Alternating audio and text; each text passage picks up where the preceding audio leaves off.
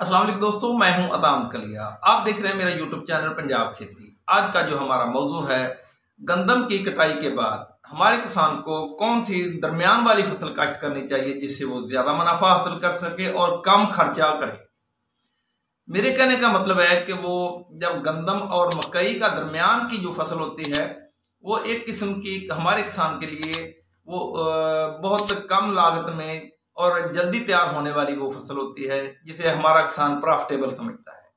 यानी कि वो तिल की काश्त करे या वो कपास काश्त करे या धान की काश्त करे, कौन सी फसल ज्यादा बेहतर और ज्यादा मुनाफा देने वाली है। आज हम बात करते हैं पिछले 2-3 साल से ये जो तिल की फसल है उसने बहुत अच्छी पैदावार दी है, काफी रेट भी अच्छा था, इसलिए हमारे किसानों ने खूब उससे मुनाफा कमाया है। और देखा देखी हमारा किसान टोटली जितना भी किसान है, ज्यादातर इनमें लोगों ने तिल की काश्त करनी शुरू कर दी है। जिस तरह से पिछले 2-3 सालों से जो हमारी मकई है उसकी एवरेज भी ठीक थी, उसका रेट भी बहुत अच्छा था, तो हमारे किसानों ने बहुत ज्यादा मकई काश्त की थी और उसका नतीजा ये निकला कि इस दफा रेट भी बहुत कम था और सही मानों में उसकी इतनी एवरेज भी नहीं थी जितनी पहले आती थी, तो हमारे किसान का बहुत ज्यादा नुकसान हो गया। इसी तरह से अगर हमारा किसान सारे रकबे पर ही तिल काश्त कर देता है तो खुदा ना खास्ता उसको खसारा भी हो सकता है, क्योंकि जिस फसल पर अरूज आता है उस फसल पर जवाल भी आ सकता है। इसलिए हमारे किसान को चाहिए सिर्फ तिल का रेट देखकर या तिल की पैदावार देखकर पूरे रकबे पर सिर्फ तिल की फसल ही काश्त ना करे, बल्कि और भी कोई फसल कर ले। मिसाल के तौर पर कपास हो गई, धान हो गया या तिल हो गया, इन तीनों में से थोड़ी थोड़ी अपने रकबे पर तीनों फसलें काश्त करनी चाहिए। अब बात करते हैं हम कपास की।